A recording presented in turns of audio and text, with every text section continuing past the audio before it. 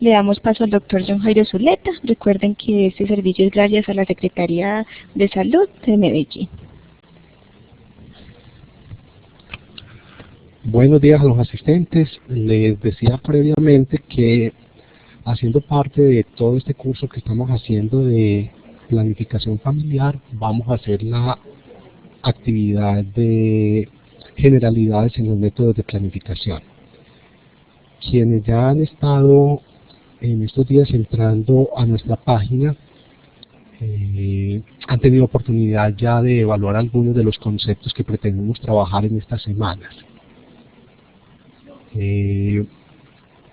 La actividad de hoy la complementaremos luego con unos casos clínicos también vía web, y dentro de una semana estaremos trabajando de manera presencial resolviendo las inquietudes que ustedes nos han estado transmitiendo durante todos estos días. Esta ha sido una preocupación mía desde hace bastante tiempo, cuando uno se enfrenta a la elección de un método de planificación familiar para un método de anticoncepción.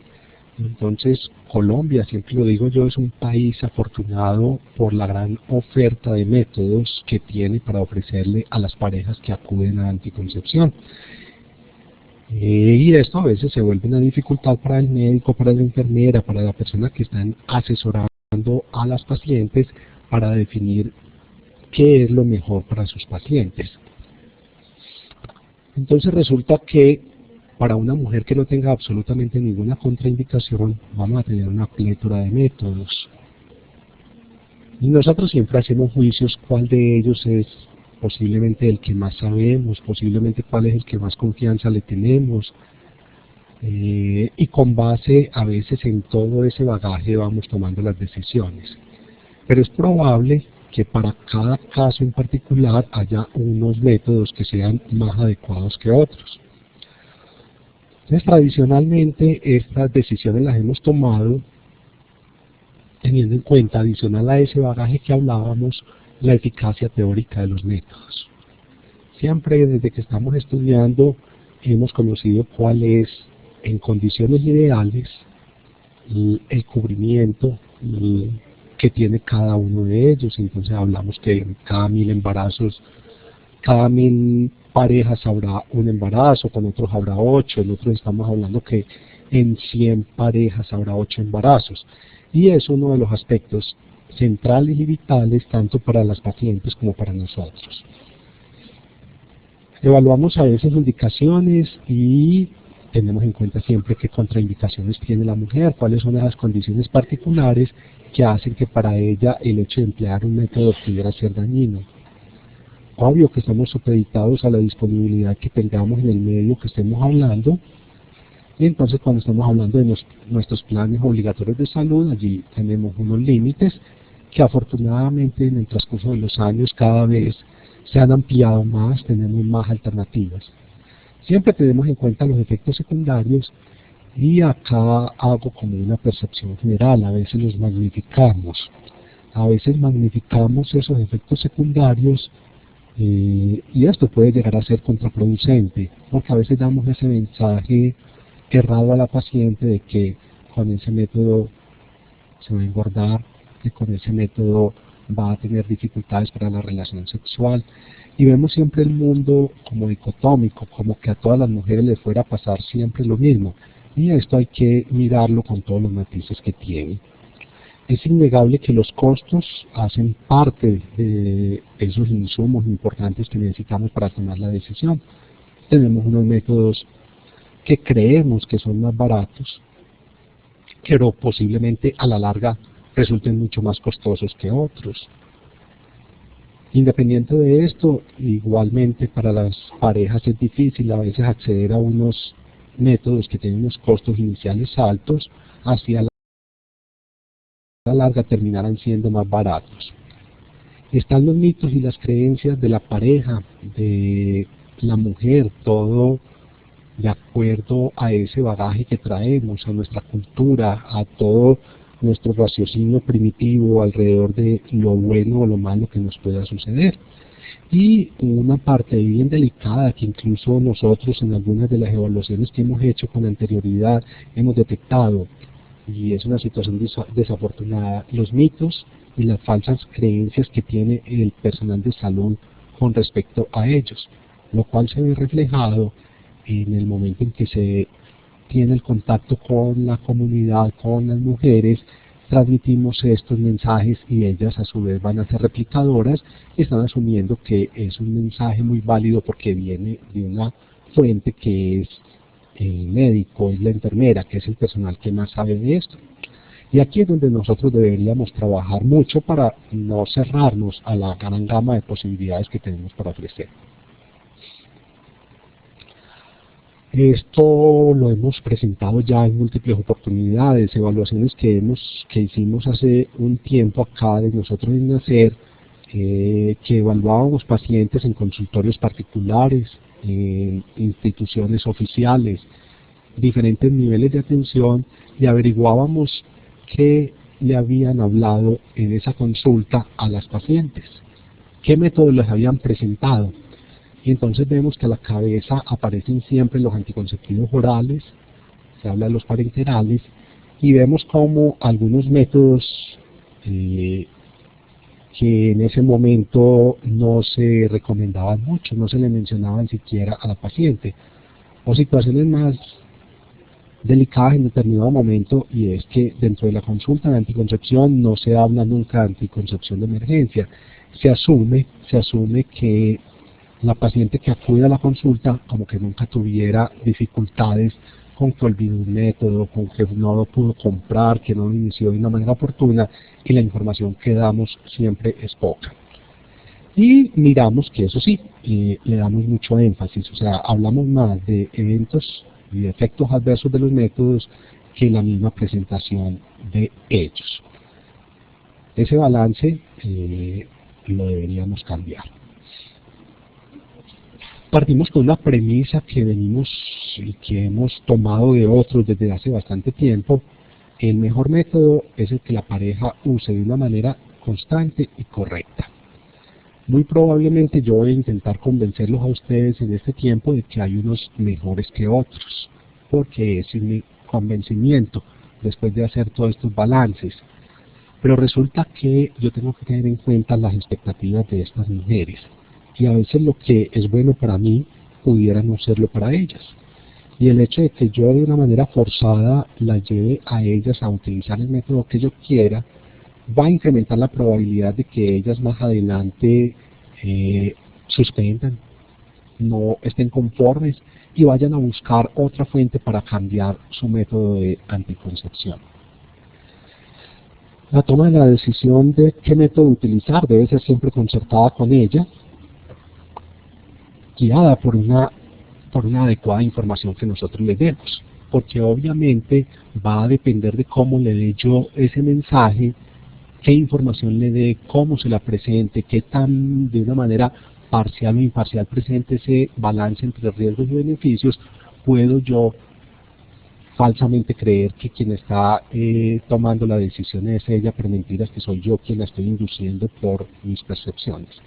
Si esas percepciones pues tienen un sustento, un respaldo, digamos que es algo más aceptable, pero si es por lo que hablábamos, por los mitos y creencias, sí estaríamos incurriendo en una asesoría inadecuada. ¿Qué nos han dicho del conocimiento de los métodos en nuestro medio? En general podemos decir, la gente los conoce. Las personas, tanto aquellas que tienen vida sexual como las que no la tienen, conocen la existencia de diferentes métodos, pero igualmente de todos es conocido que el hecho de conocer no es suficiente para utilizar. Cuando me he hecho siempre esta pregunta de cuál método seleccionar y con base en qué criterios tomar esta decisión, estos son como los 4 aspectos que considero centrales cuando yo pretendo presentarle esa información a la paciente. Primero, efectividad. No hay duda que yo siempre debo estar intentando ofrecerle a la mujer el método que le garantice una menor cantidad probable de fallas. Y entre ellos existen bastantes diferencias. Acá quiero resaltar el término de efectividad, en contraposición al término de eficacia. Cuando nosotros estamos hablando de eficacia, estamos hablando de la cantidad de fallas que se presentan en mujeres, en parejas que utilizan el método de una manera ideal. Cuando estamos hablando de efectividad, es cuando ya evaluamos lo que sucede en la vida real. Lo que sucede cuando las mujeres están utilizando un método y se les olvida, es normal que nos olviden cosas en la vida, que no lo podamos comprar oportunamente, que de pronto la mujer en algún momento tenga unos episodios de diarrea, tenga unos episodios de vómito, que esté padeciendo alguna enfermedad y su médico tratante le esté mandando un tratamiento para controlar esos síntomas, para controlar esa enfermedad, a veces sin darse cuenta de que puede haber una interacción medicamentosa. Entonces, allí ya estamos hablando de lo que es realmente cuántos embarazos se presentan cuando las mujeres usan esto como es la vida diaria. El concepto de adherencia o continuidad del método. Obvio que esto es una situación muy individual. Cada uno de nosotros es más o menos adherente a las terapias y eso va a depender de muchos factores, de la comodidad del método, va a depender de sus efectos secundarios, va a depender de las expectativas que yo tengo y eso es lo que hace que las mujeres cumplan a largo plazo con uno u otro método.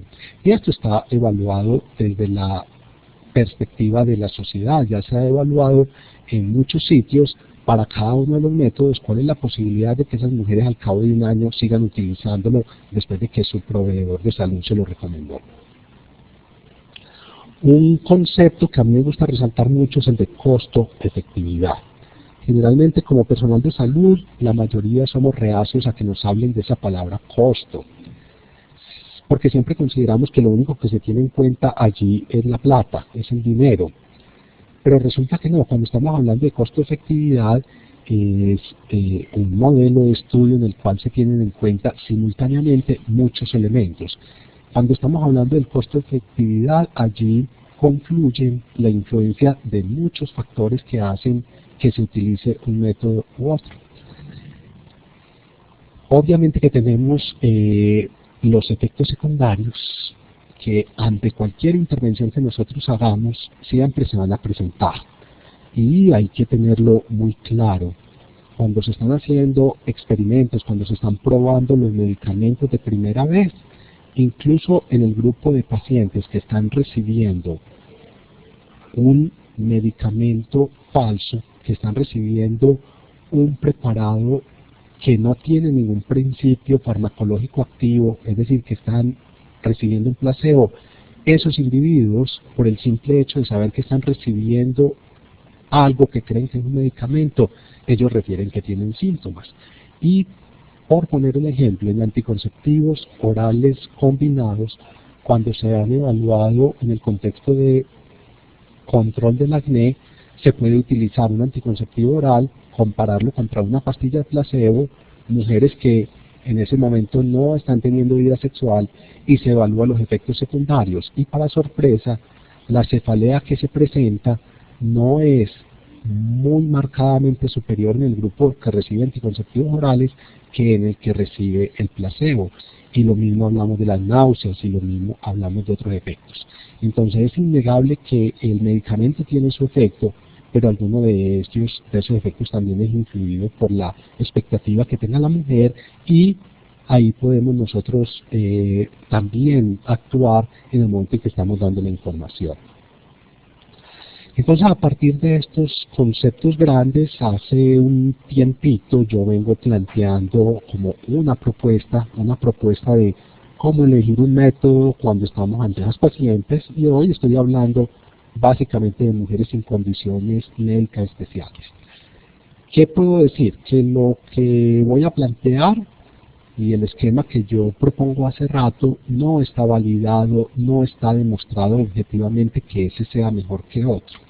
Es un modelo, como todos los modelos, que parte desde lo teórico, que valdría la pena en algún momento ver si lo que es teórico realmente en la vida real, en la práctica, muestra los beneficios que uno cree. Lo que sí puedo garantizar es que fundamento todos estos conceptos en lo que se considera la información científica más sólida, acudiendo de acuerdo al tipo de estudio, de acuerdo a la investigación, tomando las conclusiones de aquello que tiene a la luz de hoy la mayor validez. Y cuando yo hablo de la mayor validez, no podemos asumir que es que ya sea perfecto, que ya todo esté descubierto, que ya todo esté establecido. No, estamos diciendo que vamos a tomar unas decisiones con la información que el día de hoy tiene mayor validez, sin decir que esa no se pueda debatir o se pueda cambiar el día de mañana con otra investigación diferente. Esta tabla la conocemos todos, esta es la que sale en criterios de elegibilidad, es la que sale en todos los textos de anticoncepción y que nos habla de la eficacia, uso perfecto, y la efectividad, uso típico de los diferentes métodos.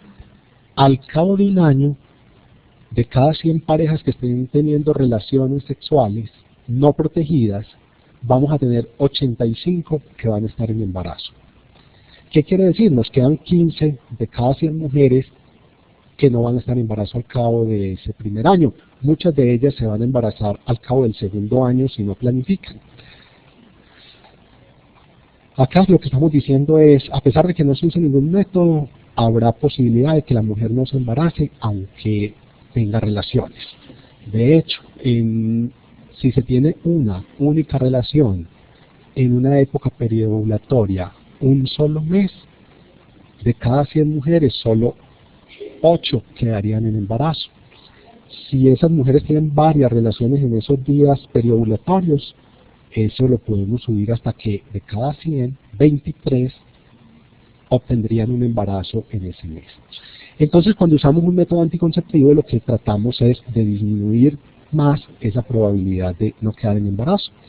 Y entonces aquí vemos cifras muy altas cuando estamos usando espermicidas solos. Estamos hablando que al cabo de un año, de cada 100 parejas, 29 van a estar en embarazo. Eso no lo aceptaría nada. Y cuando estamos hablando, mirando en la parte inferior, un condón masculino, entonces en condiciones de vida real, de cada 100 parejas que únicamente utilicen un condón, vamos a tener 15 en embarazo.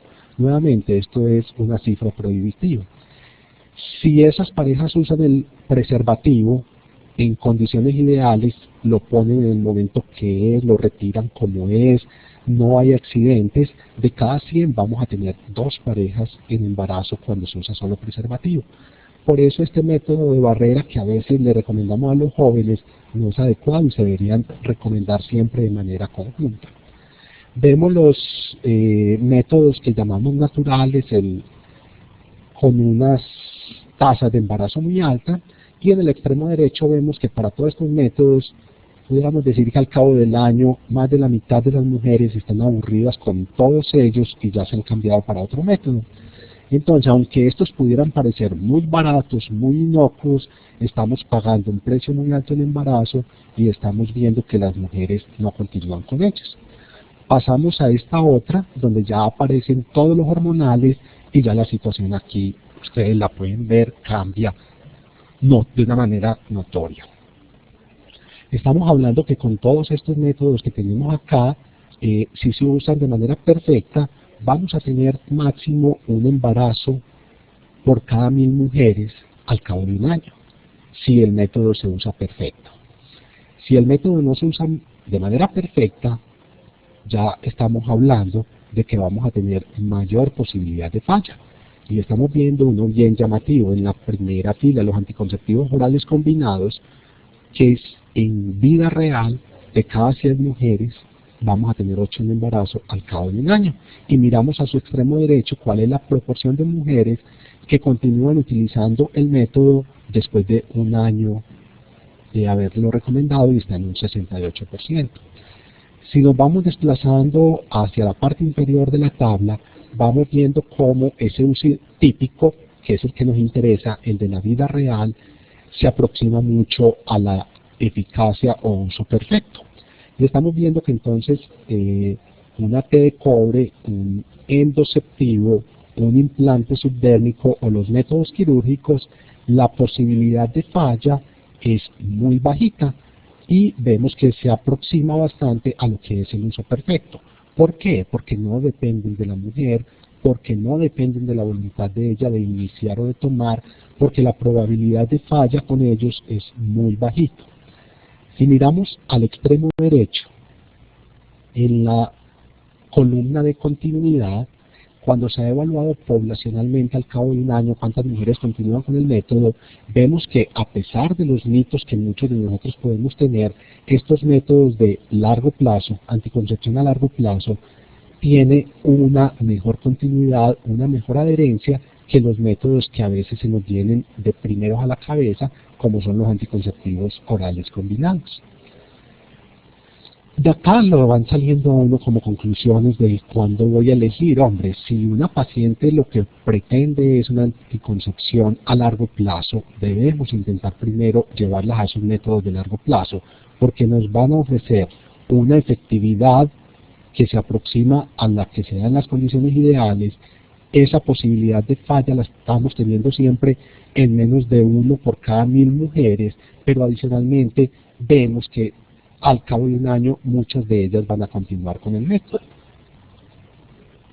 Y entonces aparece el otro concepto que les decía ahora de costo-efectividad, que se evaluó al cabo de 5 años, donde a cada uno de los métodos se vio no solamente cuánto era el costo de él, cuánto vale hoy iniciar este método, cuánto vale usarlo todo 1 año, 2 años, 5 años, sino cuánto valen las consultas que se derivan de él, qué pasa, cuáles son sus consecuencias. Entonces vienen y aparecen las fallas, y entonces dentro de las fallas nos van a aparecer las complicaciones del embarazo, y todo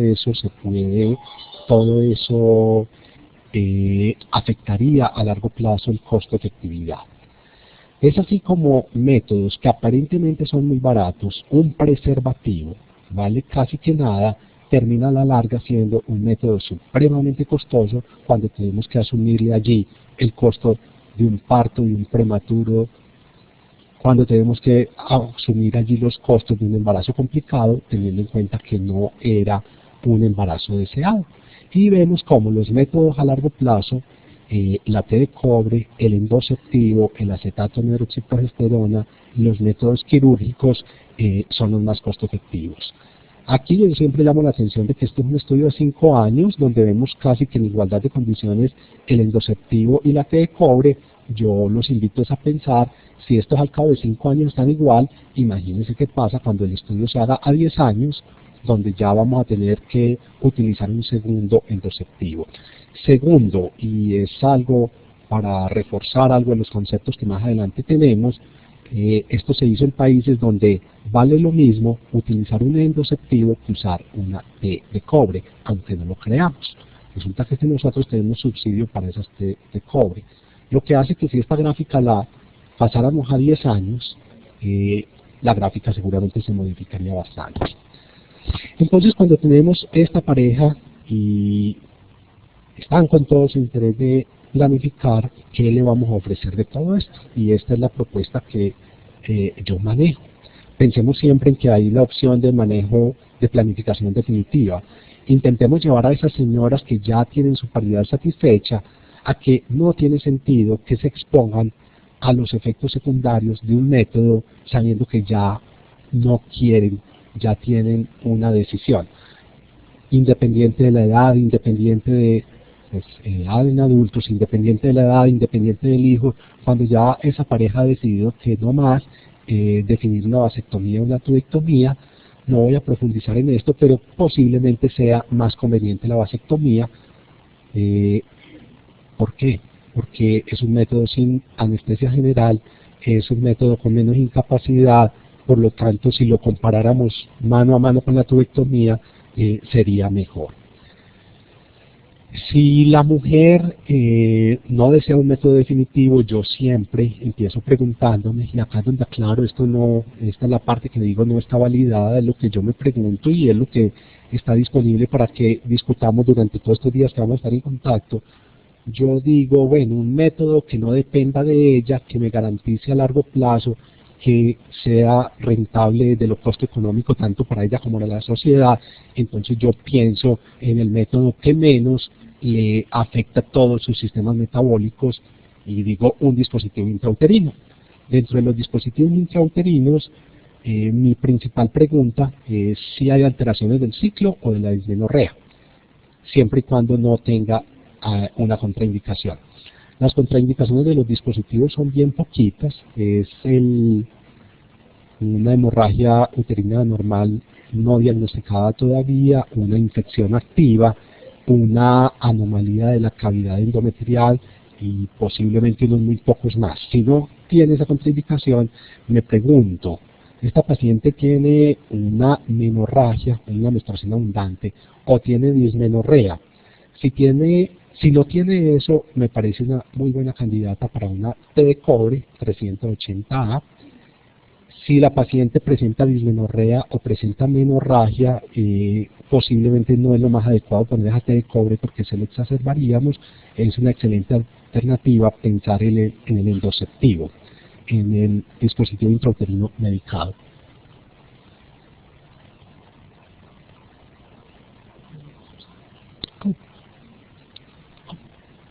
¿No está? Ya, bueno, listo. Aquí tenemos entonces la opción si la paciente tiene contraindicación por el dispositivo intrauterino o definitivamente esa paciente no quiere, y ella está en todo su derecho a no creerme a mí y a no querer, entonces yo me tendría que ir por otra rama.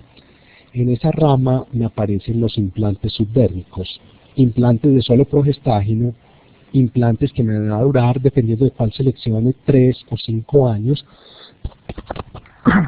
sin los efectos del estrógeno.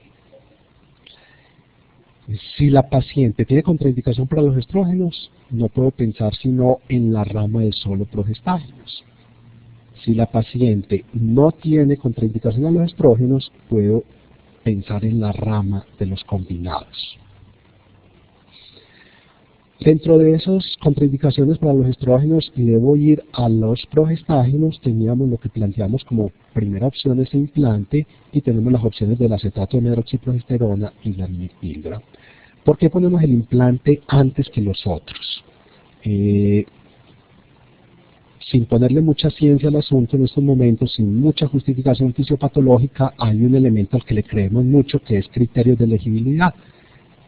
Si revisamos criterios de elegibilidad y miramos todas las condiciones clínicas médicas que ellos nos plantean, siempre van a ver ustedes que el implante tiene un puntico menos que el que tiene el acetato de medroxiprogesterona para casi todas las condiciones, excepto para algunas donde por el metabolismo no se puede.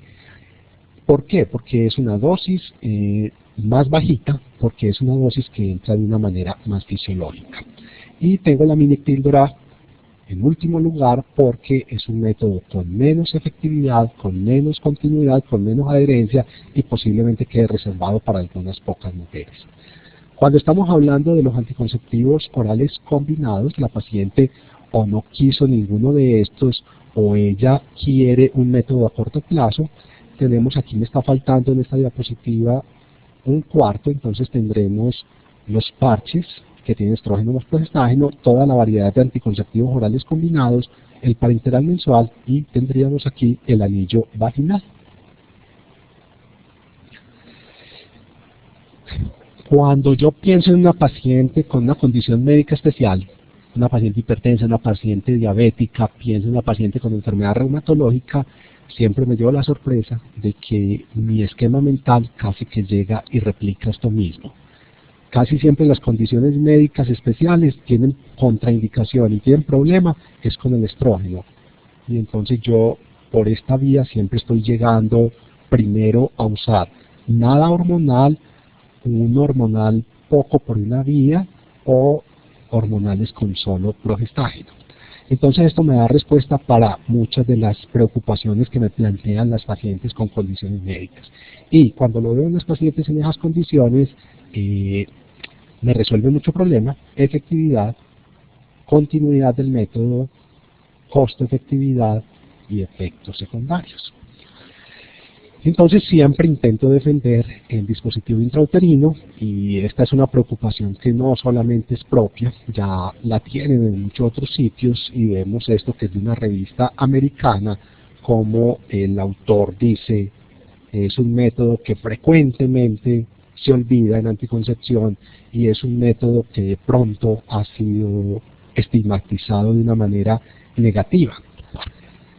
Y posiblemente haya más explicaciones, pero lo primero fue siempre esa preocupación con la enfermedad pélvica inflamatoria, pero es un problema que, como ustedes pueden ver, está resuelto desde 1992.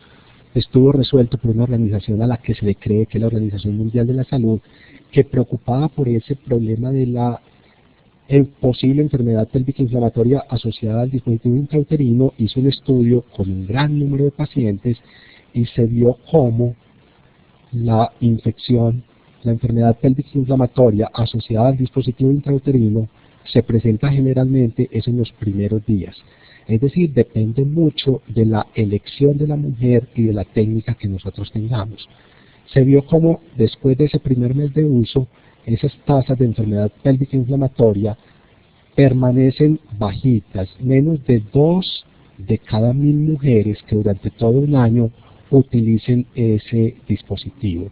Y adicionalmente, esa incidencia no es marcadamente mayor de lo que se encuentra en la población general no expuesta a dispositivo. Entonces resulta que ¿de dónde salió ese mito? De los estudios iniciales donde no se controlaba, que es que resulta que una mujer se pone un dispositivo porque quiere planificar y porque va a tener relaciones. Al tener relaciones está más expuesta a la enfermedad de transmisión sexual.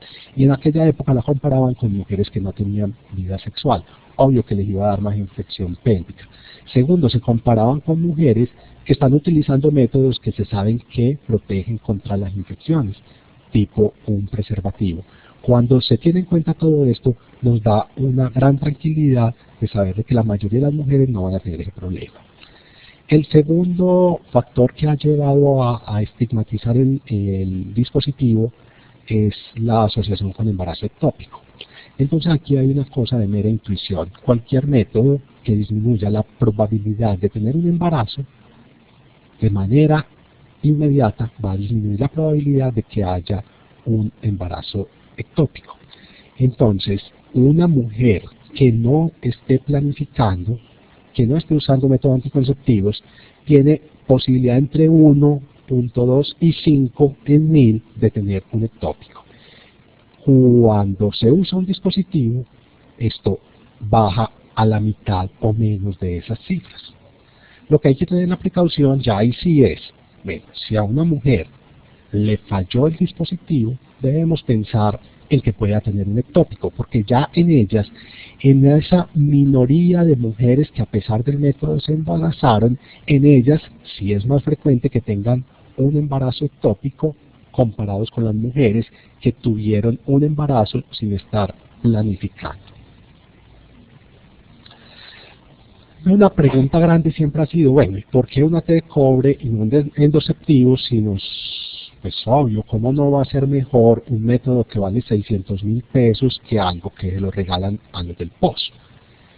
Y nos han llevado a pensar de que es mejor. Resulta que dispositivos hay muchos y su efectividad depende de la superficie de cobre que tengan. Cuando esa superficie es inferior a 250 milímetros cuadrados de cobre en el dispositivo, efectivamente el endoceptivo es mejor.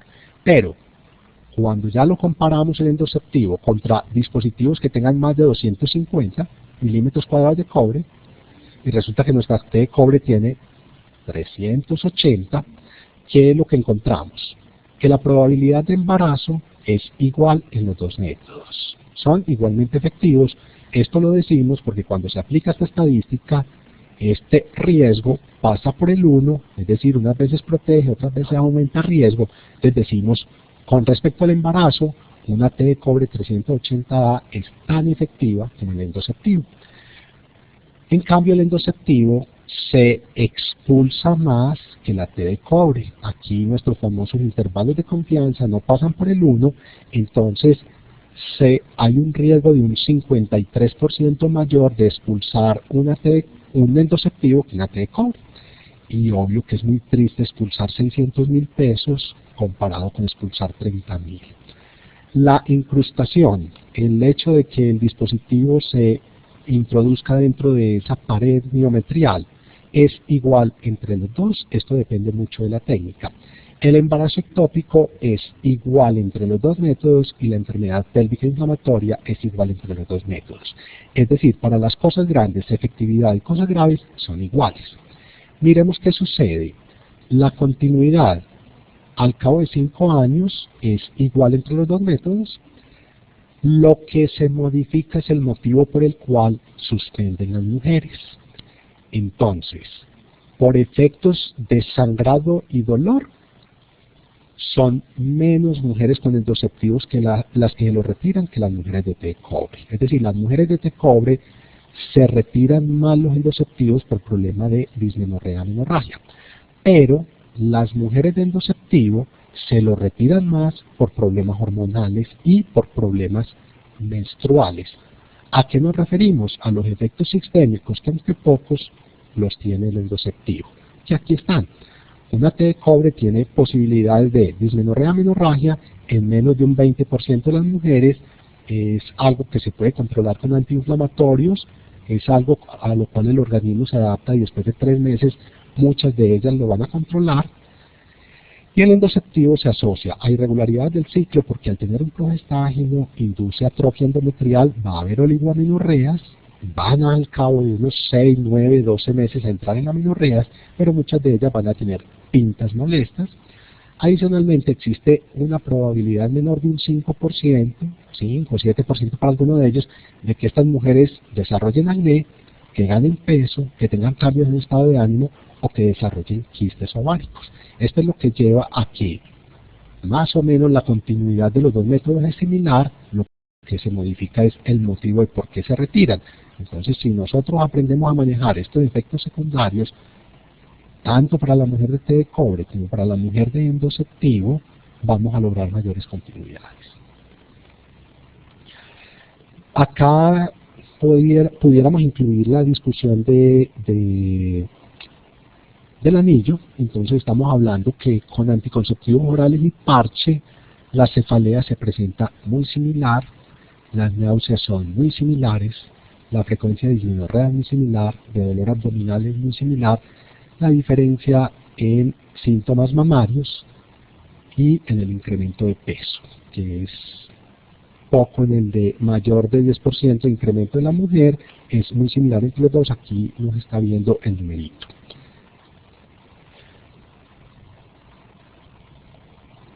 Sin embargo, en algunos estudios, específicamente en mujeres, en adolescentes, el hecho de utilizar un método una sola vez a la semana, comparado con tener que tomar una pastilla diariamente, eso las lleva a que sean más fieles al método, tengan más continuidad, tengan más adherencia.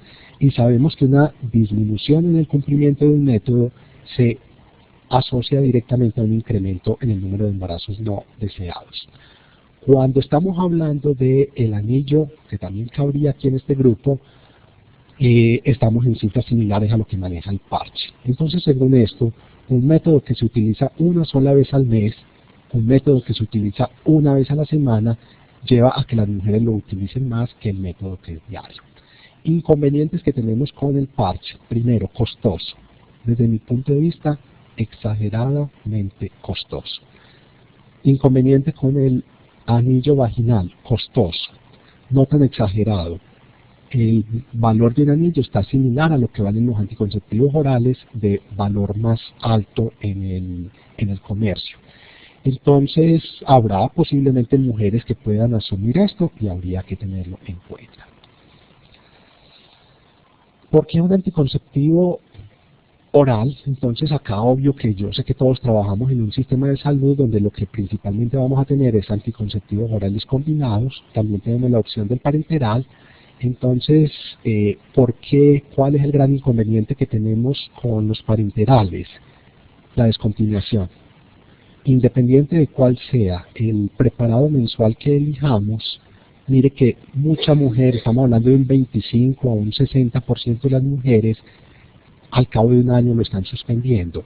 Y lo están suspendiendo básicamente por el efecto secundario más importante que ellos tienen, que son las irregularidades. Estamos hablando de que casi un 20% de las mujeres abandonan los métodos parenterales mensuales por ese molesto sangrado, que es muy frecuente en las mujeres que usan parenterales mensuales. Y hay otros motivos por los cuales ellas suspenden. Acá adicionalmente lo ponemos con nombres comerciales porque son los que tenemos acá. Tienen estrógenos diferentes, uno tiene estradiol, el otro tiene valerato, tienen diferente progestágeno, pero en últimas vemos que su comportamiento es bastante similar cuando lo utilizamos en las pacientes. Y esto es nuestro, es colombiano. ¿Cuál es el motivo por el cual las mujeres suspenden los anticonceptivos orales o los parenterales? Y miramos que hay una proporción alta, 25 a 30% de nuestras mujeres los suspenden por efectos secundarios. Efectos secundarios porque aquí empiezan a aparecer muchos de los que son productos de usar un estrógeno o usar un progestágeno. ¿Qué hay adicional con los parenterales? Que estoy sustentando porque los dejo tan al final en la propuesta. Sus efectos benéficos a largo plazo, sus efectos metabólicos a largo plazo, sus efectos protectores o facilitadores de cáncer, hoy no están suficientemente estudiados. Hoy nosotros encontramos los seguimientos de 10, 15, 20 años de usuarias de anticonceptivos orales combinados, pero las series que encontramos de parenterales son muy cortas, son a 1 mes, a 3 meses.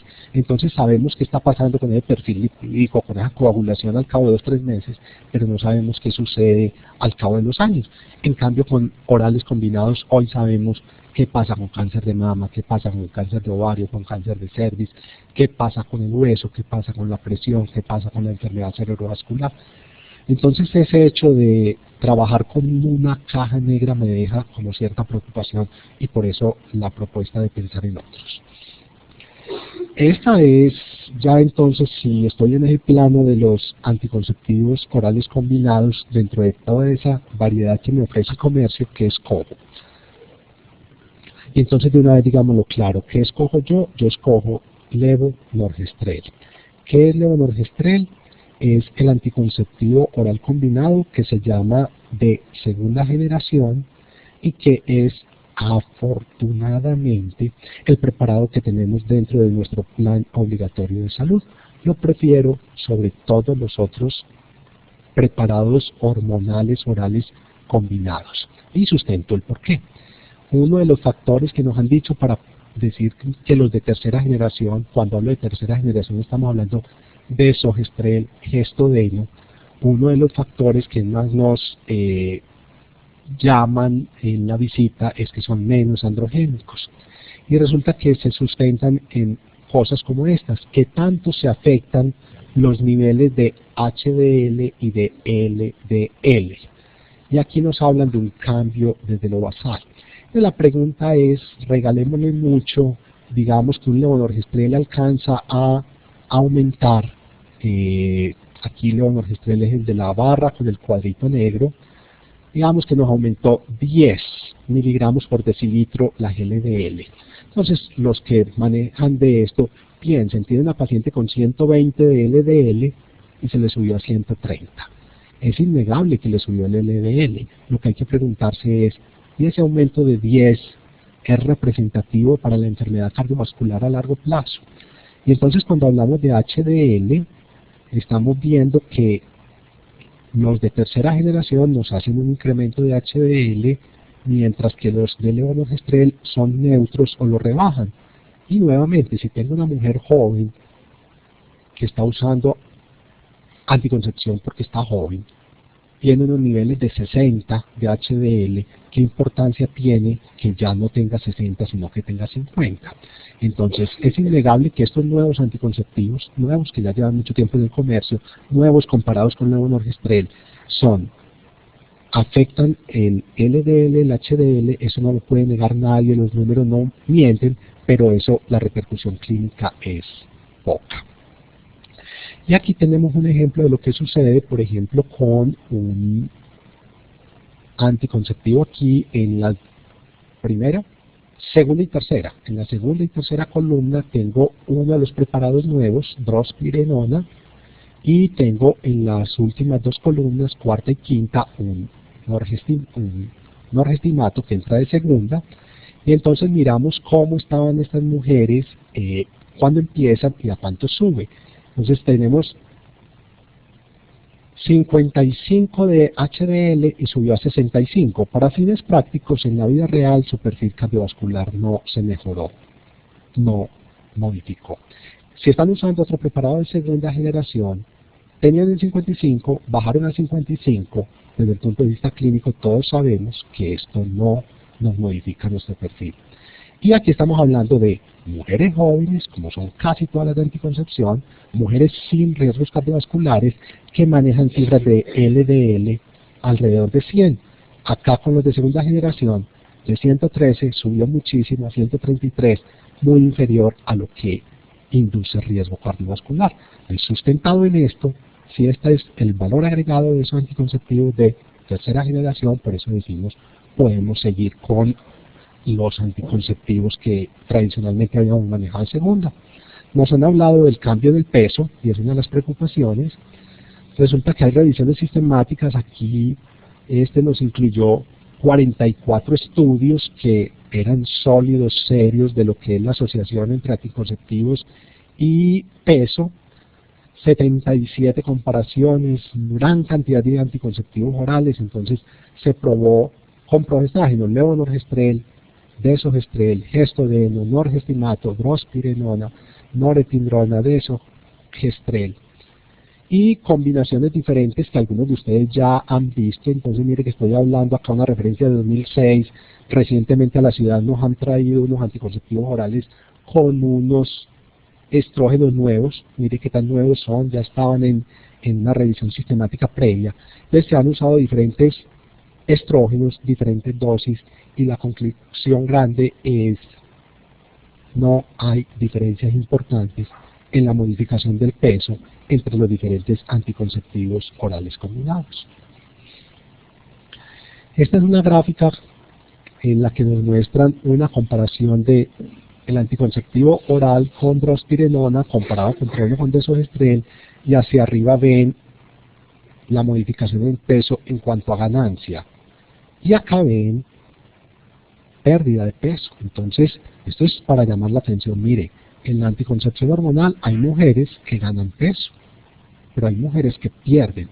Segundo, ganan con uno o ganan con el otro.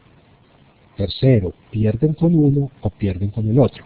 Pero lo más importante, miremos los números. Aquí tenemos un 30%, aquí máximo tendríamos un 25%, cogiendo los máximos. La mayoría de las mujeres no entraron en esta gráfica. ¿Por qué? Porque la mayoría de las mujeres no tienen una modificación importante con el peso con el empleo de la anticoncepción hormonal combinada. Lo otro con lo que nos han hablado es acné. Nuevamente, ahora empecé hablando de que había estudios de anticonceptivos contra placebo. Ha habido estudios entre anticonceptivos o comparado con antibióticos. Conclusión, todos los anticonceptivos sirven. Segundo, mínimas diferencias entre ellos. Y nos dicen, esto todavía sigue persistiendo, limitada información para considerar alguno como mejor. Y aquí estoy resaltando el preparado que tiene ciproterona, que es el que toda la vida hemos dicho que es el mejor para el acné. Tenemos clormadinona, y en esta misma, cuando estamos aquí metiendo, aquí tenemos adrospirenona y tenemos aquí adrenogest, que son de las últimas moléculas. ¿Y esto por qué se explica? Porque el efecto de la anticoncepción hormonal combinada sobre el acné se da básicamente a expensas de modificación en las globulinas transportadoras de hormonas sexuales. Y eso lo hace el estrógeno, y resulta que todos tienen estrógenos. El estrógeno incrementa la globulina aumentada coge el exceso de andrógenos, lo inactiva por estar ligado, por lo tanto no va a haber una acción periférica, incluido nuestra conocida ciproterona. Cefalea, quienes creo que estaba en alguna de las preguntas del pretest que estábamos trabajando. La cefalea es, contrario a lo que hemos pensado, un fenómeno que se presenta en el momento en que la mujer suspende el sobre de pastillas. y esto se da en las que vienen usando y se da en las que empiezan a usar. Si ustedes ven, tenemos los periodos rayados en negro de cuando la mujer está tomando píldora, queda en blanco cuando lo suspende, y vemos como las mujeres vienen con su cefalea, suspende el pastillo, viene bajita, suspende la pastilla, aumenta, inicia el periodo de pastilla, disminuye la frecuencia de la cefalea, y esto se da para las que vienen usando como para las nuevas. Y se da ese fenómeno independiente de cuál sea el preparado que estén utilizando. Adicionalmente a esto se ha visto que no hay diferencias entre los diferentes preparados con respecto a cefalea como uno de los ejemplos de efectos secundarios. Ahora pasémosla. Esta va a quedar, simplemente son los diferentes preparados que nosotros tenemos con segunda generación, que son básicamente con levonorgestrel, y tenemos preparados de tercera generación, que son los que tienen gestodeno, desogestrel, con sus diferentes nombres.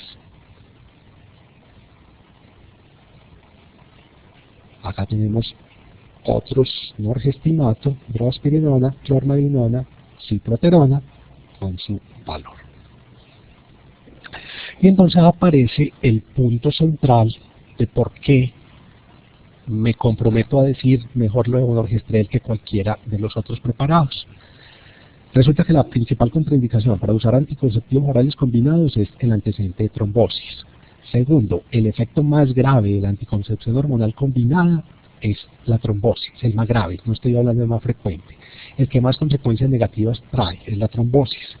Entonces resulta que cuando se compara, esto es el gráfico de un metaanálisis, cuando se compara el levonorgestrel, nuestro preparado, de toda la vida, el más viejito, el más barato y el del POS, cuando se compara contra los de segunda generación, tercera generación, perdón, no POS, más nuevos, más costosos, estos de tercera generación incrementan el riesgo de sufrir una trombosis.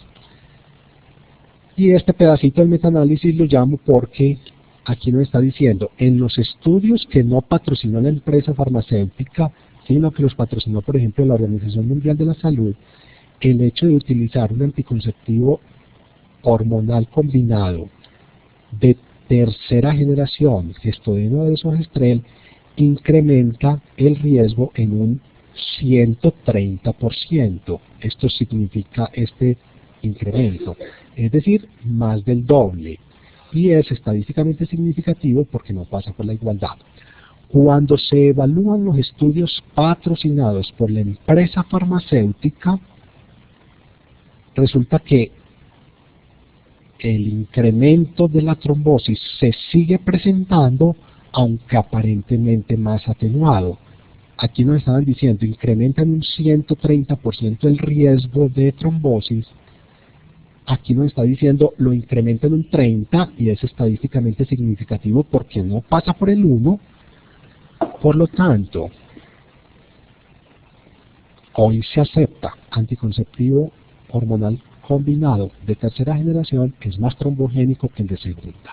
Si ya previamente yo había dicho, respaldado en lo que hay escrito, que no hay diferencia en acné, que no hay diferencias en peso, que no hay diferencia en efectos secundarios, ¿para qué voy a exponer innecesariamente a unas mujeres a la incertidumbre o a la, en este caso, certidumbre de que tengan más riesgo de una trombosis, que adicionalmente las está llevando a gastar más platica?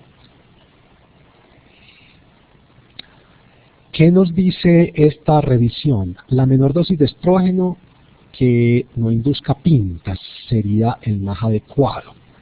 Posiblemente, ¿cuál es esa dosis? La de 30 de etinilestradiol, porque cuando bajamos de 30 a 20 hay más pintas. Y utilizar un progestágeno de segunda generación. Entonces, posiblemente desde la mirada el análisis de esto, que es por cantidad de la información que hay, este sería un preparado. Acá pongo 20-30, pero se hace la claridad de esto que la gente en la propaganda llama las ultra bajas y las bajas dosis, realmente se asocian a más irregularidades del ciclo que estos de 30. Y resulta que estos de 20 no tienen menor riesgo de trombosis que estos de 30. es decir, 20 es tan trombogénico como 30. Acá vuelvo entonces como a esa reflexión desde el principio. Digo, mire, estamos, independiente de cuál sea el anticonceptivo oral combinado que usemos, estamos incrementando el riesgo de trombosis. Hay unos que lo incrementan menos que el otro, levonorgestrel. Entonces, cuando yo arranco mi esquema de por dónde inicio, yo también me pregunto, bueno, ¿y por qué voy a exponer a un mínimo riesgo de trombosis si tengo unos métodos que no tienen estrógeno o que no tienen ninguna hormona? Ahí es donde me llega la, diría yo, claridad en estos momentos de definir lo que había propuesto. Esto ha sido una preocupación en algunos de los momentos con respecto a originales o genéricos, con respecto a esos orales combinados. No tenemos absolutamente ninguna información real de Colombia, no hay nada. Segundo, los programas de farmacovigilancia oficiales que tenemos en ningún momento nos han dicho que sean más malos los genéricos o las copias que los originales. Tenemos evidencias del mundo, eso sí. Tenemos un estudio de la Organización Mundial de la Salud donde evaluó en 15 países diferentes a 44 compañías de copias. No está incluido Colombia. Y encontró que menos del 30% de estas compañías cumplían con las buenas prácticas. Estas compañías de estos países no desarrollados producen unos anticonceptivos que no la utilizarían en los países con regulación más estricta. Y en algunas de estas visitas en campo, no con respuesta a lo que estaban haciendo evaluación del producto, encontraron que las condiciones de los locales donde trabajaban no eran adecuadas para esto. Sitios en la India, en la China, donde abren un laboratorio por unos poquitos meses para producir anticonceptivos, los cierran y a los 3 meses siguientes producen otras toneladas de otro medicamento. Esa es la conclusión. Pero nosotros no tendríamos criterio para decirlo. La otra preocupación que hemos tenido es las estrategias para mejorar el cumplimiento con los métodos. Entonces, lo que decíamos al principio, de acuerdo a quién seleccione el método, independientemente de cuál método sea el que se elija, si es la mujer quien toma la decisión, hay mayor probabilidad de que esas mujeres continúen al cabo de un año utilizándolo. Entonces mire que si el parenteral se elige porque la mujer era el que quería, le va tan bien como al oral cuando fue la mujer que dijo. Pero cuando es el proveedor de salud el que obliga, le va mal a cualquiera de los métodos. Entonces por eso la sutileza, a pesar de que pudiéramos decir yo considero que es mejor, debemos que. Entonces, ¿qué es lo que hay que trabajar, hombre? Trabajar sobre esta mujer que ya bien informada de pronto modifique los conceptos que trae previamente para tomar la decisión. Este es uno de los métodos que más problema tiene, el acetato de medroxiprogesterona. Miren cómo si se da una asesoría de esas rutinaria, el porcentaje de suspensión es supremamente alto. En cambio, si se hace una asesoría estructurada para el método, donde se le explica muy bien, donde se le dice qué puede esperar, no se le generan falsas expectativas, se le reafirma que muchos de los efectos van a ser, no van a ser dañinos para su salud, se logra con un método de esos unas continuidades supremamente buenas. En contraposición aquí, unos abandonos bajitos. Los cambios que producen estos progestágenos, entonces hay que explicarlos. Entonces yo ahora decía, bueno, si no queremos esa T de cobre, tenemos los solo progestágenos, tenemos el endoceptivo, tenemos el implante. Entonces, mire que una proporción muy alta de mujeres siempre va a tener irregularidades con ellos. Y esto es mucho más marcado en los inyectables. Si asesoramos adecuadamente a estas mujeres desde el principio y luego los acompañamos cuando los están presentando, les iría mejor. Incluir el compañero, la participación del compañero en la decisión de la anticoncepción mejora la posibilidad de que esas parejas continúen utilizando el método. Según la atención, cuanto mejor atendida se sienta la mujer, más continuidad va a tener con el método, independiente de cuál sea él. Las barreras médicas, que han sido una preocupación desde hace rato, son prácticas derivadas al menos parcialmente del raciocinio médico que resultan en un obstáculo científicamente injustificable o una negativa a la anticoncepción. A pesar de que yo les hago a ustedes este recorrido teórico y digo que hay uno mejor que otro, lo tengo muy claro. Cuando me toca con una paciente y ella quiere un parenteral mensual, y ella consciente lo acepta, le he informado todo lo que quiere, me la juego con ese parenteral mensual para intentar desde esa primera consulta ganar continuidad. No empiezo a magnificarle los efectos secundarios, ya se los planteé, ya lo que empiezo es a plantearle soluciones para cuando se le presente. Lo que se intenta con esto es precisamente que cada vez vamos desmitificando algunas de las cosas, vamos cogiendo más experiencia, vamos conociendo que existen otras alternativas para poder ofrecer a esas mujeres mayor atención. Ya de las que nos toca a todos en las consultas, requisitos innecesarios para iniciar un método, pedimos que la mujer esté con la menstruación, no. Cualquier método se puede iniciar en cualquier momento del mes, siempre y cuando se garantice que no hay posibilidad de embarazo. ¿Cuándo iniciarla? En el posparto o en el posaborto? Lo más pronto posible. En un estudio colombiano grande que hay, se hizo un estudio para ver la aceptación del dispositivo intrauterino. Resulta que las mujeres se dividieron a que a unas se los aplicaban inmediatamente y a otras les daban la opción de volver al mes. Resulta que al mes volvieron muy poquiticas y en cambio al cabo del tiempo se vio que casi todas las que lo habían recibido en el posparto inmediato continuaban con él.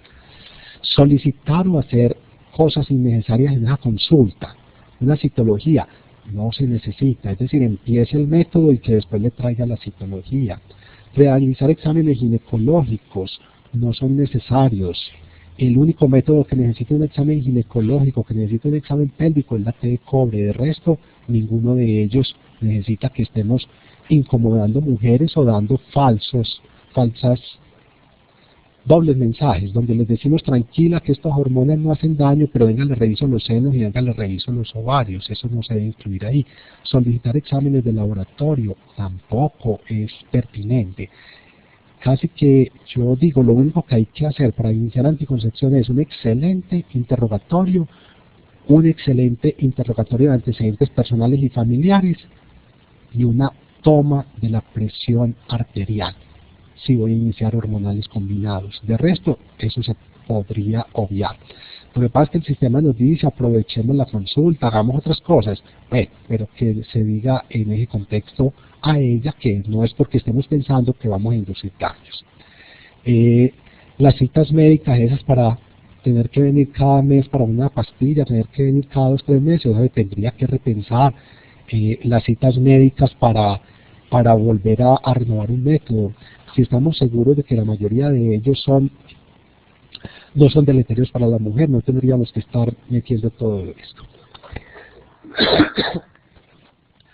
Obviamente que tenemos que pensar en ellas, en las mujeres, las tenemos que acompañar, las tenemos que asesorar adecuadamente, tenemos que tener en cuenta su entorno, porque a veces no solamente es con ellas, sino que son las madres, son las tías, son las amigas, a las que de pronto habría que intervenir para poder mejorar la continuidad de ellas con los métodos. Pensar, todos los que trabajan en esto, en el horario al cual deben asistir ellas. Entonces ponemos el horario que nos conviene a nosotros, pero resulta que ellas están sin permisos. Buscar entrenamientos, que no sabemos aplicar dispositivos, buscar cómo se aplica, que no tenemos entrenamiento en Yarel, buscarlo. Ofrecerle alternativas a esas mujeres, tener en cuenta lo de ella.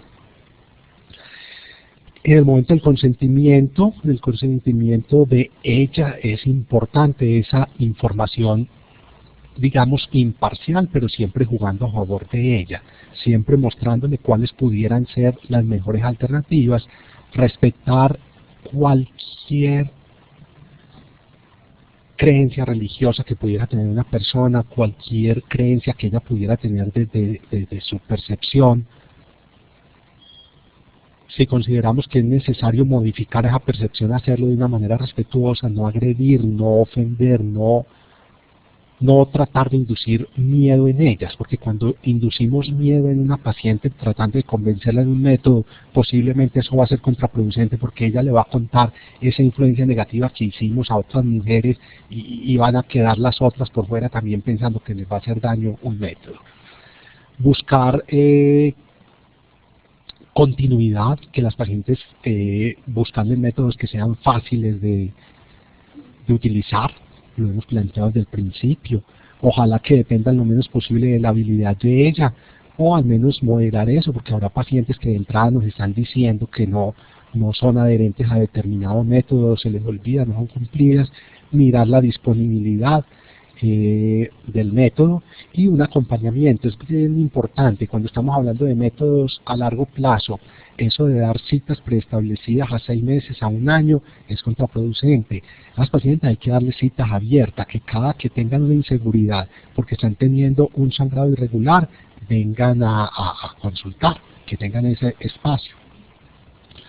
Lo de la consejería, manejar siempre las expectativas. Obvio que hay que enfrentar a cada mujer distinta, siempre vamos a tener unas más aprensivas, vamos a tener otras que consideramos que son más descuidadas, matizar eso, buscar una empatía con ella, hablar de esos efectos adversos, pero siempre en esos efectos adversos plantearlos como que son inherentes propios del método, no es que estén haciendo un daño individual en ella o que estén dejando una consecuencia negativa, y ante todo reafirmarles que existe la posibilidad de controlarlos.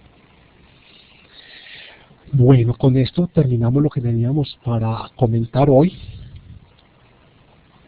Quedamos a la espera de los comentarios que ustedes hagan por el chat.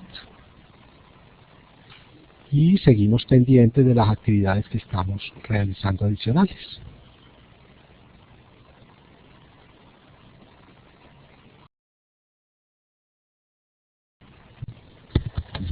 Bueno, entonces ya se acaba de activar el chat. Si ustedes tienen inquietudes en este momento, son bienvenidas.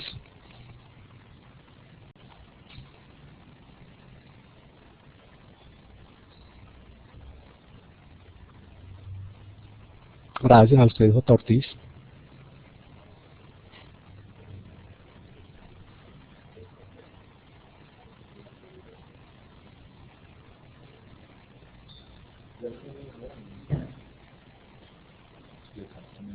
Listo.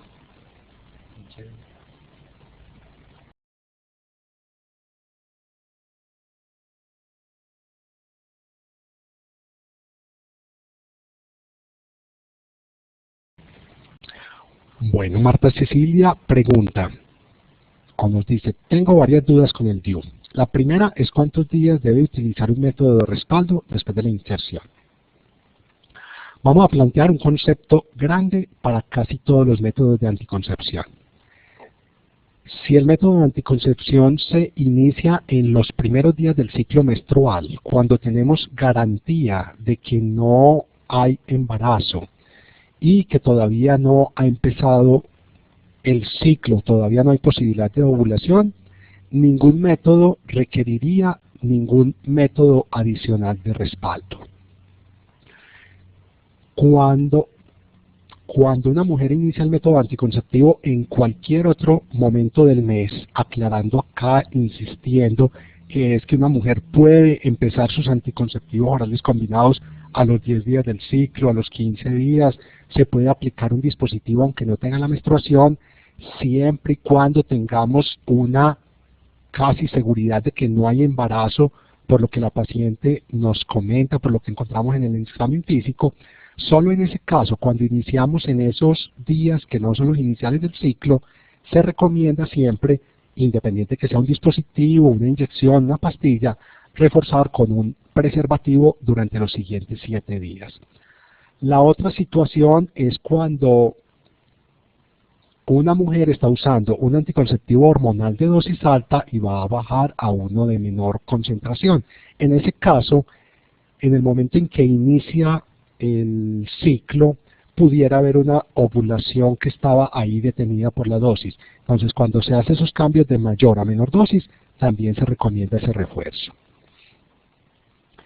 Bueno, si en la revisión no se ven los hilos del DIU, ¿qué método imaginológico pido para visualizarlo? Y después, ¿cuál es el protocolo a seguir en la revisión? ¿Cómo se manejan unos hilos perdidos? Se sabe que aproximadamente la mitad de los hilos perdidos están dentro del canal cervical. Conclusión, con una pincita larga, de una manera delicada en la consulta, se pueden buscar.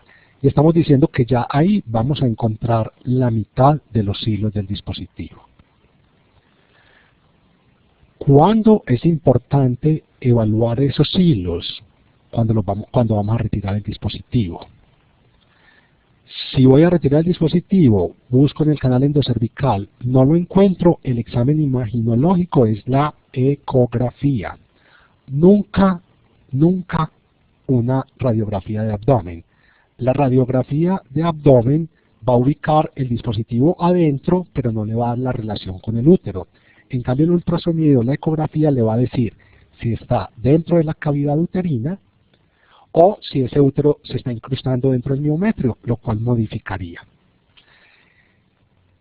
Si una mujer expulsa el DIU, eso se ve, eso le va a quedar, eso le va es difícil que se expulse un dispositivo y la mujer no se dé cuenta. Sin embargo, si hay una mujer con una menstruación muy abundante, con menorragias, con coágulos, y se piensa que se pudiera haber perdido ahí un dispositivo, entonces no se busca el hilo, si no encuentra se hace el ultrasonido. La siguiente es, ¿qué hacemos? Si la paciente todavía no quiere buscar embarazo, no hay problema, se puede quedar con el dispositivo adentro, con sus hilos adentro, y el día que haya que retirarlo, ya ese día uno actuará para retirarlo. ¿Cómo se retira cuando no se ven los hilos? Sin anestesia, con anestesia local, bloqueo cervical, o con anestesia general se introduce una cureta de Novak y se extrae.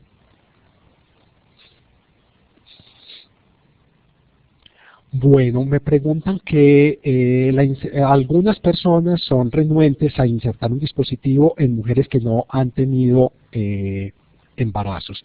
Eso fue uno de los mitos que hubo, en algún momento no se recomendaba, porque se decía, es que es nulípara, es que esto se asocia a EPI y la EPI se asocia a infertilidad.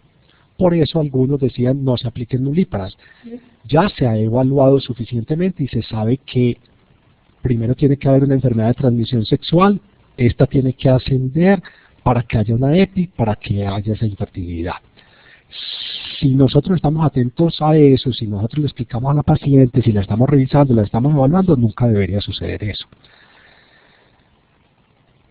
Independiente de la edad, independiente de la paridad, se puede aplicar ese dispositivo intrauterino. ¿Qué puede pasar con ellas? Tienen un riesgo un poco mayor de expulsarlo, sobre todo si son adolescentes. Entonces lo que se recomienda es que esa mujer, coherente con lo que hablábamos ahora, inicialmente refuerce con su preservativo y se evalúa al mes después de la próxima menstruación para ver que no lo esté expulsando. Hay ensayos clínicos que muestran que el uso del misoprostol ayuda a la inserción de determinados instrumentos. Por ejemplo, un histeroscopio, que es más grueso que el insertor del dispositivo. Entonces, algunos utilizan una tableta de misoprostol unas 2-4 horas antes de aplicar la T de cobre. No hay ensayos clínicos, no hay estudios que digan que eso es mejor, pero sí hay muchos reportes donde dice que facilita. Bueno, acá me pregunta Luz, en nuestra ESE tenemos 2 usuarios de 54 y 56 años que aún planifican con anticonceptivos orales y refieren no dejarlo porque aún les viene la menstruación. ¿Qué puedo hacer con ellas? Bueno, muy probablemente estas señoras están menstruando porque están tomando anticonceptivos. Es altamente improbable que tengamos una mujer de más de 53 años que todavía tenga ciclos normales, naturales. Estas señoras no están sintiendo nada de menopausia porque tienen estrógenos que las controlan. ¿Qué se recomienda para poderlas conseguir? Digamos, yo la de 56 años le digo, tranquila, suspéndala, que no le va a pasar nada. La de 54 está en un extremo donde le diría casi imposible que tenga un embarazo porque a esa edad no se han reportado. Pero si yo lo que quiero es cubrirme, le digo, bueno, hágase una medición de la hormona folículo estimulante dentro de 8 días cuando vaya a arrancar las tabletas, es decir, que haya transcurrido una semana sin estar tomando anticonceptivos orales. Esa FSH le debe salir en rangos menopáusicos y ahí le vamos a poder decir, vea, mírele acá, que acá dice que usted tiene una FSH de 100 y eso equivale a menopausia, o de 50, es decir, mayor de 10. Si la prueba sale alta, es decir, más de 10 es rango menopáusico, más de 40 es confirmatorio de menopausia, no vamos a tener problema. El problema es que en algunas mujeres esos 7 días no son suficientes y todavía pudiera estar bloqueada la producción de FSH. En esa situación lo que se dice es habría que dejarlas un tiempo más sin anticonceptivo, 15, 20 días antes de hacer la medición. Mientras tanto estarían usando un método alternativo de anticoncepción. 54 y 56 años, no es adecuado que estén tomando estrógenos. Acordémonos que la terapia de reemplazo hormonal a esta edad para la mayoría de las mujeres trae más cosas malas que buenas y se utiliza solamente para mujeres que están muy sintomáticas. ¿El uso del DIU con cobre disminuye el riesgo de cáncer endometrial? Es una pregunta que nos hacen por acá. Hay algunos estudios que dicen que sí, y lo sustentan por el efecto inflamatorio que tiene la presencia de un cuerpo estaño dentro del endometrio. De todas formas, recordemos que las mujeres que tienen riesgo de cáncer de endometrio, mayor riesgo, son las mujeres obesas, son las mujeres que han tenido ciclos anovulatorios toda la vida.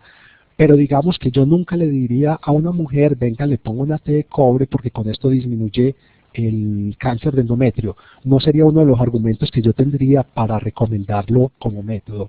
Lo recomiendo por los otros motivos. Con respecto a los anticonceptivos de solo progestágenos, hay estudios que demuestran efectos en la disminución de la densidad ósea. Aquí tenemos que tener algo claro. Cuando hablamos de progestágenos estamos hablando de 3 preparados. Estamos hablando de la mini píldora, sea levonorgestrel o sea gestodeno, desogestrel, perdón. Estamos hablando del implante subdérmico, estamos hablando del acetato de medroxiprogesterona y en algunos casos pudiéramos decir que estamos hablando del endoceptivo. El endoceptivo actúa más por lo local, lo metemos más en los dispositivos que en los progestágenos. Dentro de los progestágenos, el único que frena la ganancia ósea o que hace perder hueso se llama acetato de medroxiprogesterona. Es decir, ni la minipíldora ni el implante subdérmico tienen ese efecto. El acetato de medroxiprogesterona sí ejerce un freno del eje muy grande y hace un efecto periférico que hace que las mujeres no ganen hueso, que iban a ganar, o que incluso pierdan. Este efecto es bien importante, es en mujeres adolescentes, 20 años o menos, que es donde más masa ósea se está ganando, o en mujeres perimenopáusicas, que es donde están perdiendo. Una mujer después de los 20 años con relativa tranquilidad, una mujer después de los 25 ya con mucha seguridad y hasta la época perimenopausia podría usar acetato de medroxiprogesterona y su efecto sobre la densidad mineral ósea es mínimo. Al respecto, ustedes van a oír que eso se recupera, que después de 2 años se puede usar hasta 2 años y después se recupera. Aquí hay que tener cautela. Una niña, un adolescente, va a estar 2 años sin ganar, 2 años perdiendo. Entonces ella, aunque después de suspenderlo a los 2 años, va a volver a ganar, probablemente no va a alcanzar el pico de masa ósea para el que estaba programada. Entonces en esas adolescentes, usar acetato de medroxiprogesterona a corto plazo a corto plazo en las adolescentes, solo cuando esté muy indicado. Acá me preguntan sobre la interacción del alcohol con la píldora anticonceptiva. Realmente no hace parte de las interacciones medicamentosas que haya que tener en cuenta. No tienen efecto antabús, es decir, no hacen lo que hace el metronidazol, pero igualmente no se disminuye su efecto. ¿Cuál es el problema? Es que esta mujer que esté tomando alcohol olvide tomar su píldora por estar bajo efectos del licor. Pero si ella está tomando licor y se acuerda de tomar la tableta, no habría problema.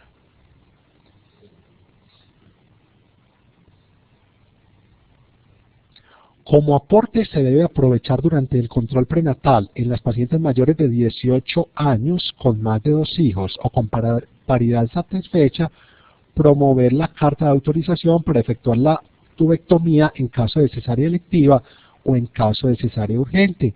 Así la paciente se le efectúa cesárea y tubectomía a la vez, pero debe sugerírsele que realice carta para evitar problemas legales.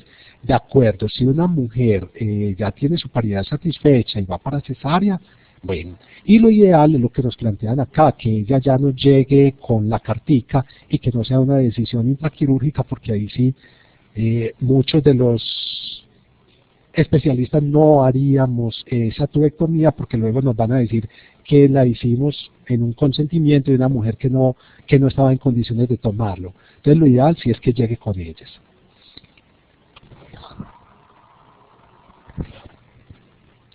Bueno, acá plantean, tenía una duda sobre olvidos de los anticonceptivos. Durante la primera y segunda semana, el olvido de más de 3 comprimidos según la bibliografía recomienda uso de método de respaldo. Da esto la sugerencia que el olvido de un solo comprimido o 2 no lo requiere. Y si el olvido ocurre durante la tercera semana, importa el número de comprimidos para realizar, indicar o realizar la pausa de 7 días. Bueno, este manejo de los olvidos es bien importante. Las tabletas más peligrosas de olvido son las primeras.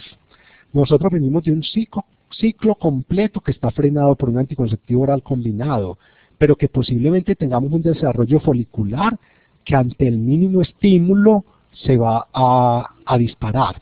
Entonces a la paciente le toca iniciar la pastilla a los 7 días. Y si ella se demora 2 o 3 días en iniciarlo, es posible que en esos 3 o 4 días se haya desencadenado una ovulación que venía frenada por el ciclo anterior. Por eso se le presta tanta atención a los olvidos de tabletas en la primera semana. En cambio, el olvido que pasa alrededor de fines de la segunda, que es el que muchas veces nos preocupa porque lo asimilamos al ciclo regular normal de la mujer, la pastilla que se olvida en el día 14-15, esa no es tan peligrosa porque ya esta mujer viene con 12-13 pastillas frenándola. Entonces por eso se maneja un poco diferente y hay que tener esa precaución que vale la aclaración con lo que hablábamos ahora del método de respaldo. Sí, cuando usamos respaldo, cuando usamos anticoncepción. De hecho, si esta mujer olvidó más de 3 comprimidos en la primera semana y tuvo relación, es una paciente que de pronto hay que considerar la opción de darle anticoncepción de emergencia. Bueno, nuevamente el acetato de medroxiprogesterona, ¿por cuántos años se podría usar? Yo con eso les tengo que decir, después de leerlo mucho, yo manejo cierta tranquilidad. Y digo, una mujer que ya tenga su densidad mineral ósea instaurada, entonces estoy hablando de mujeres mayores de 30 años, mayores de 25, con cierta cautela mayores de 20, yo digo, úselo todo el tiempo que quiera si le está yendo bien. Porque si la preocupación más grande es el efecto de densidad mineral ósea, ya esa mujer armó todo el hueso que tenía programado. Y lo que le voy a inducir de pérdida es muy mínimo, y si ella está contenta con el acetato de medroxiprogesterona, muy bien. ¿Qué efecto adverso puedo esperar? El efecto adverso de todos los progestágenos. Primero, irregularidades del ciclo, que inicialmente se manifiestan con sangraditos, spotting, otras veces con metrorragias, sangrados irregulares de variedad de duración y cantidad variable, y esas pacientes al mediano y largo plazo espera uno que entren en una amenorrea muy prolongada que puede persistir incluso bastantes meses después de suspender el acetato de hidroxiprogesterona. Y el otro efecto así como llamativo es retraso en el inicio de la fertilidad, y hay una proporción de mujeres, contrario a nuestra creencia, una proporción de mujeres que es poca, que incrementa el peso con el acetato de hidroxiprogesterona. Bueno, con episodios de diarrea y vómito, ¿qué medidas adicionales deben seguirse para evitar disminuir la eficiencia del método? Bueno, hay unos límites como mágicos. Si una mujer vomita en las 2 horas siguientes a la toma de la tableta, debe utilizar otra tableta adicional y después continuar con el ciclo.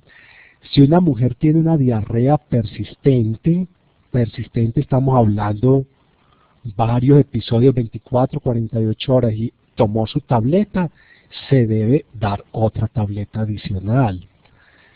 Existe una alternativa que casi nunca se usa. Si la mujer está con vómito y con diarrea y necesitamos continuar el ciclo, la vía vaginal es una excelente vía de absorción de este tipo de hormonas, entonces se le pueden suministrar vía vaginal.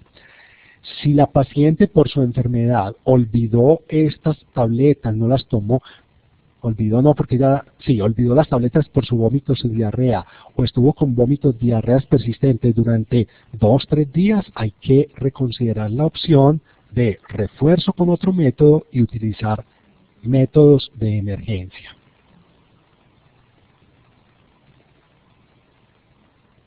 Bueno, aquí me están volviendo a una pregunta que parece que yo no había entendido.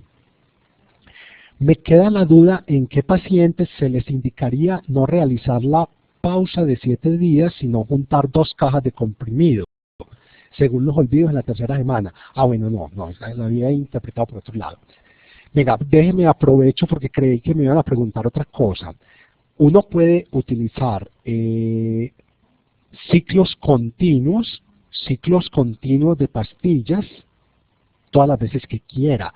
Usted puede dejar una mujer todo un año continuo utilizando pastillas, botando los placebos o empatando una caja con otra de los activos.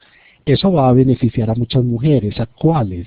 A las que tienen endometriosis, a las mujeres que durante la época perimenstrual, en el momento donde están menstruando, incrementan la cefalea, incrementan la mastalgia, incrementan el dolor pélvico. Esas mujeres se benefician de métodos continuos, que el más aceptado son 3 ciclos continuos. Suspender una semana y reiniciar. Bueno, pero la pregunta acá me dicen es, según los olvidos en la 3ª semana. Efectivamente, si la paciente olvida 3 pastillas o más en la última semana, tuvo relaciones, anticoncepción poscoito, y al día siguiente inmediatamente inicie el nuevo sobre de pastilla, y los primeros 7 días use preservativo. Mire que estamos hablando de 3 medidas simultáneas. La misma situación, más de 3 pastillas en la última semana, no tuvo relaciones, es decir, no hay que usar anticoncepción de emergencia. Inicia su sobre de pastilla y los primeros 7 días lo reinicia.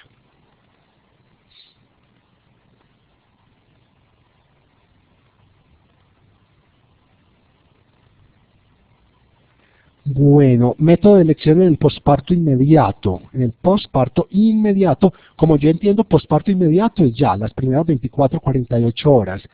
El único método para el posparto inmediato es un dispositivo intrauterino té de cobre que se puede aplicar en las 48 primeras horas.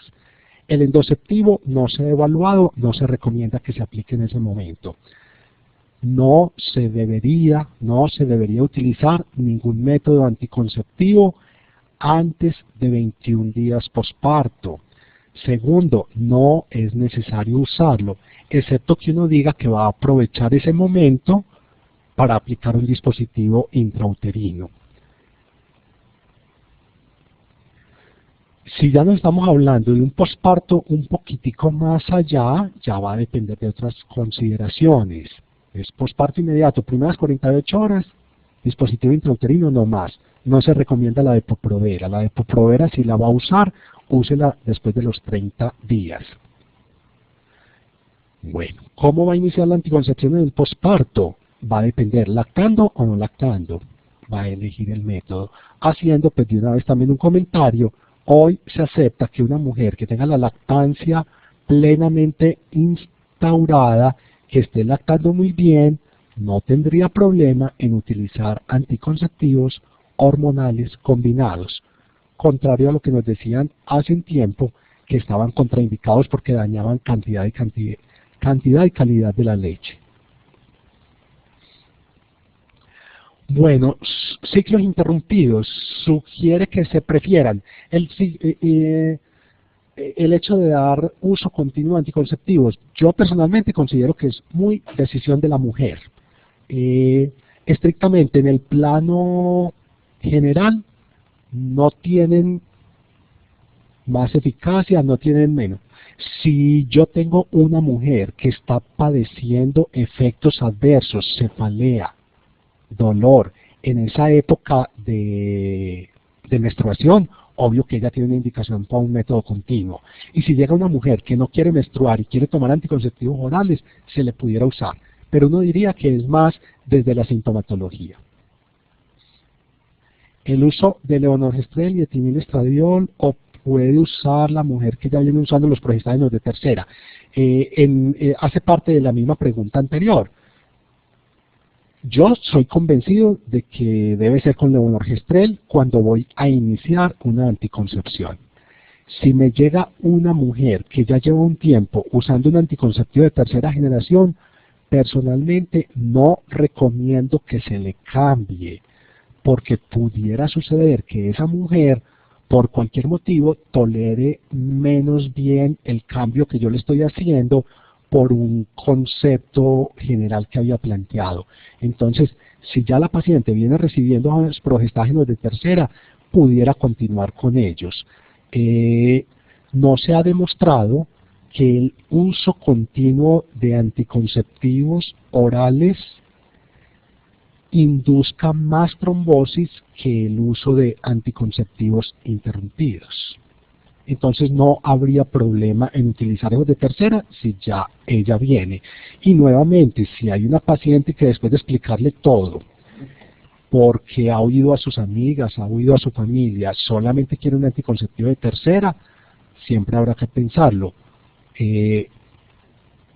Los males de la anticoncepción siempre serán menores que los de un embarazo no deseado.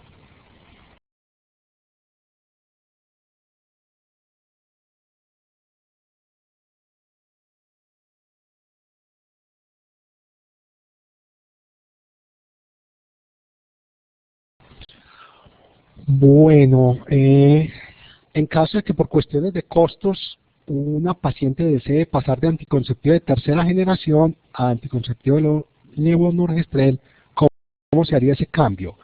Si va a escoger un levonorgestrel con etinilestradiol de 30, simplemente reemplaza. Es decir, la paciente exactamente a la semana de haber terminado el anticonceptivo que venía tomando, empieza el nuevo. Como va a usar de 30, que sería posiblemente la mejor recomendación, no tiene que hacer refuerzo. Como va a estar dentro de la misma gama de microdosis, de combinados, no tiene que tomar ninguna medida adicional, simplemente reemplaza.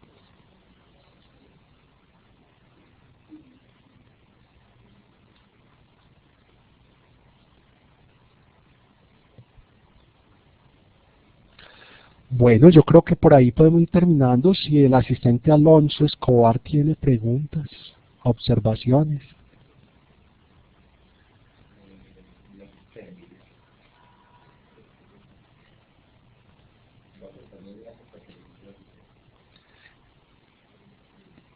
Bueno, en estos momentos les están anotando el enlace para registrar asistencia.